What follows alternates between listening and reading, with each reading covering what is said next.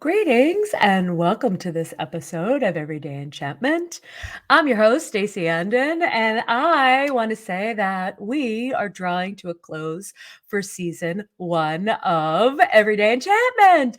Whoa! There's something really beautiful about celebrating and taking our time to really acknowledge this coming to a close. So I wanted to share with you how this came through my intuition because I think it's so relevant to how do we listen to our intuition? How do we honor what's actually coming through versus what we think we should be doing, right? Which is kind of the battle anthem of most of us on this planet, at least for some period of time in our lives, where we used outside beliefs and systems and frameworks to tell us, right, there's no rest. It's keep going, keep going, keep going.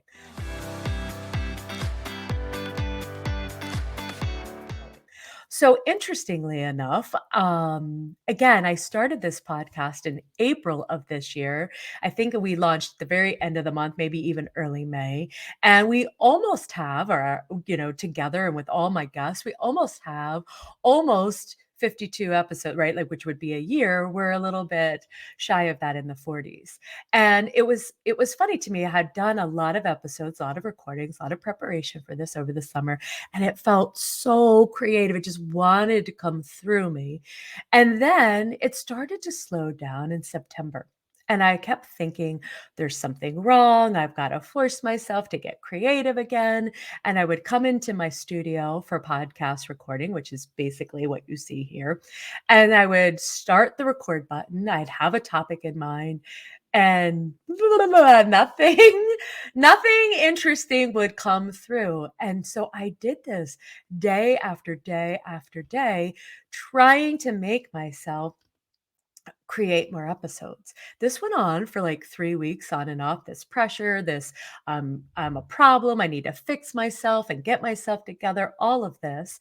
And then I was walking, which I know nobody is surprised because this is one of my conduits, gatekeepers, whatever you want to call it, to my clarity around my intuition. Go outside into Mother Nature. She is the best life coach on the planet.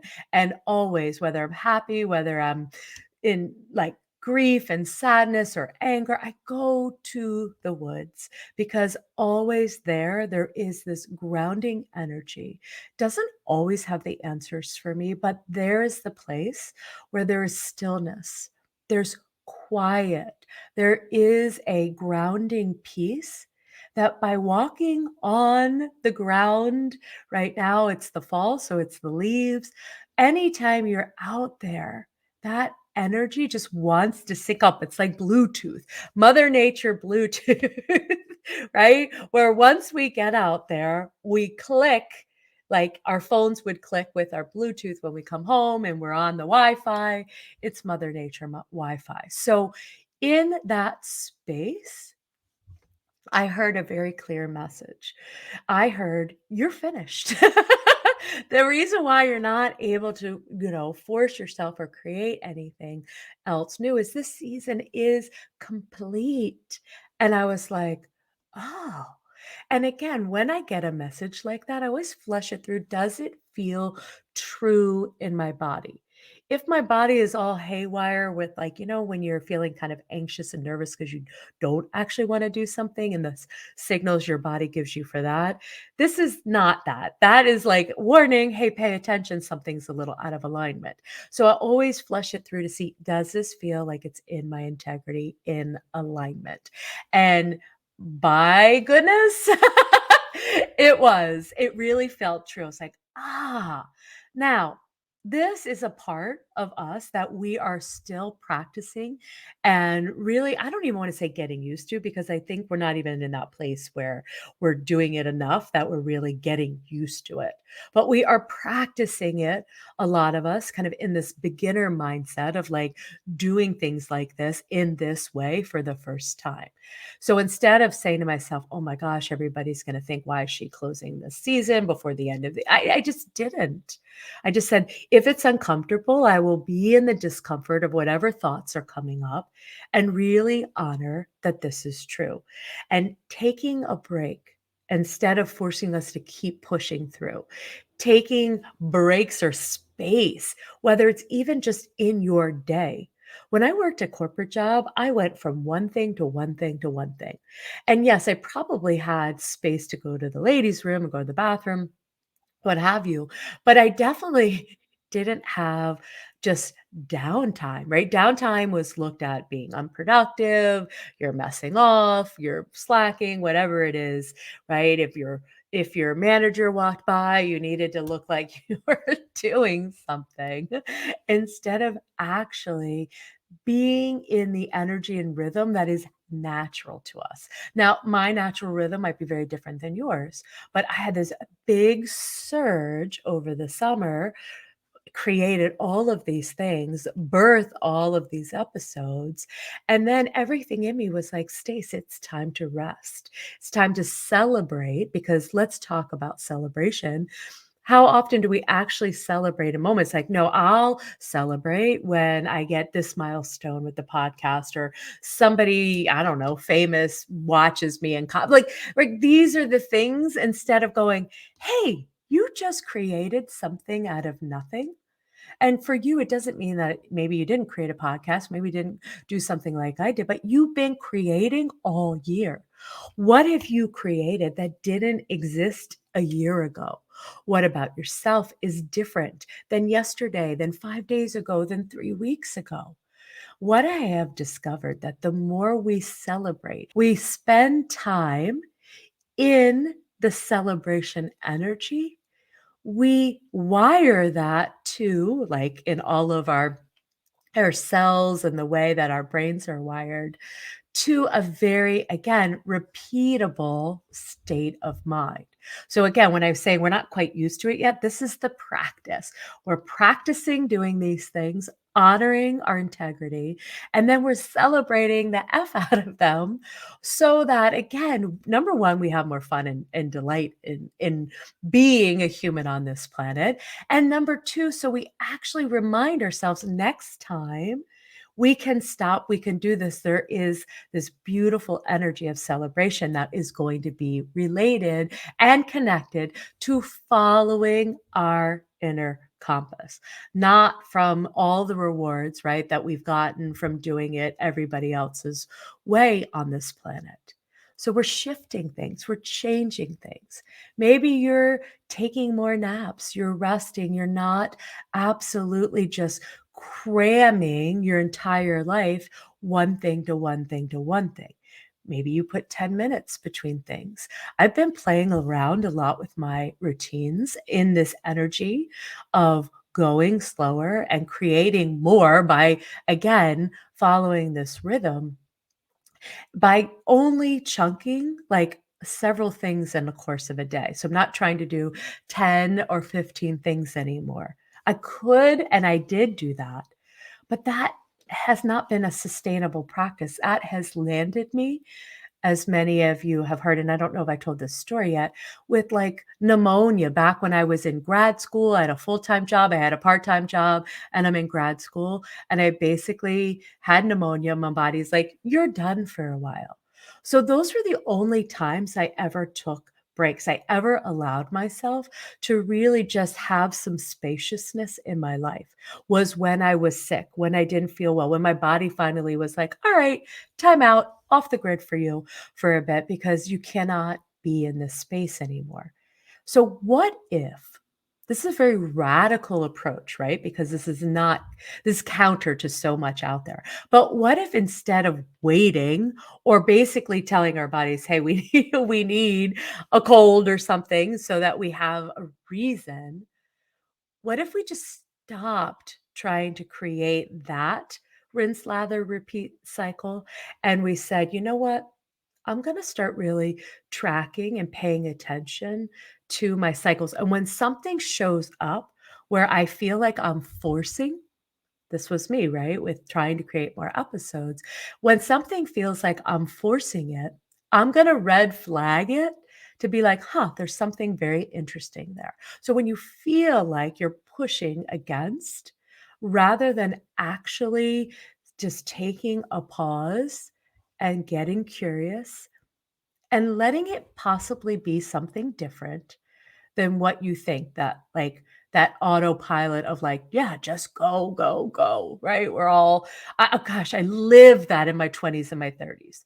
There was no rest for the weary. There was just keep going.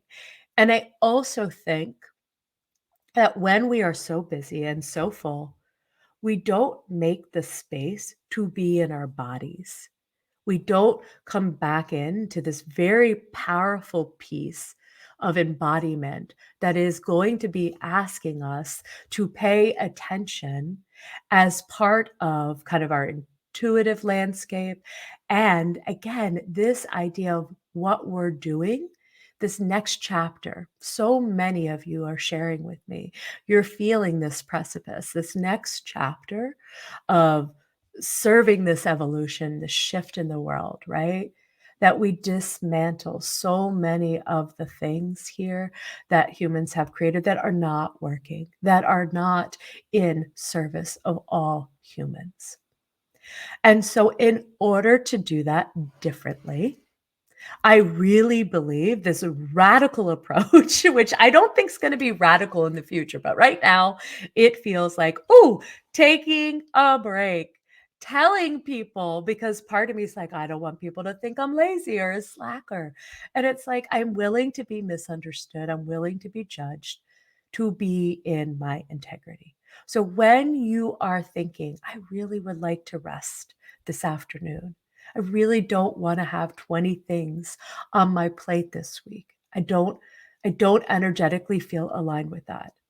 And equally, when you do feel the surges of energy, that you lean into those as well too, knowing that it's not always going to keep you at such a high level till you're exhausted, right? These bursts, these pockets, and everybody's different. So tracking yours for a week, a month, and looking seasonally. Fall for me is super, super creative. Winter, I get a little quiet. Spring's another big energetic container for me.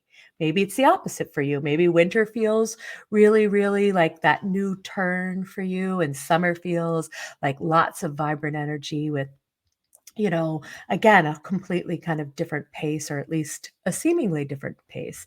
So using Mother Nature, again, clicking back in to the Wi-Fi of Mother Nature and the Wi-Fi of you, that inner compass, that intuition is like your Bluetooth, whatever it is. And we're constantly getting disconnected.